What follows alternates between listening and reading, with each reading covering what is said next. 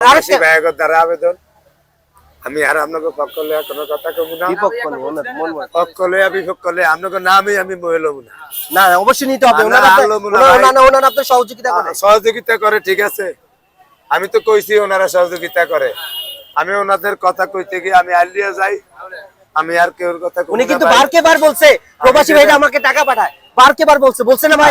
উনি বারকে বার মানে ওনার মুখে প্রবাসী ছিল, আমি চালাই পারতাম না ভাই। উনি এই কথা বলছে। ওনারাই আগে টিয়া দিছে, আমি এই সাহসেই কইছি। আমি হয়তো আমি ঠেলা কয়দিন বেয়ার বেশি অনেক কইছি যে ওনাদের চেয়ে বেশি কামাই, কিন্তু আমি অনেক তো ডেইলি 7,000 বেয়ার হয়, তাহলে তো 1 লাখের বেতন হয়।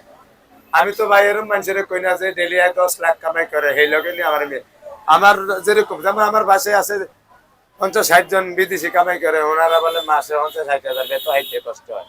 আল্লাহর রহমতে আমি এই রিস্কার কাম করে হোটেল করে মনে করেন এরকম কামে করে এই আমাকে টেলা দিয়ে কইছি লিগে ওনারা মান করছেন ভাই, আপনারা মাফ করে দেন। আমি তো প্রবাসী ভাইদের কাছে ক্ষমা চাইলেন নিজাম ভাই? প্রবাসী ভাইদের আপনার কাছে আমি ক্ষমা চাই, আপনারা আমার কথাটা মাইন্ডে নিয়েন না।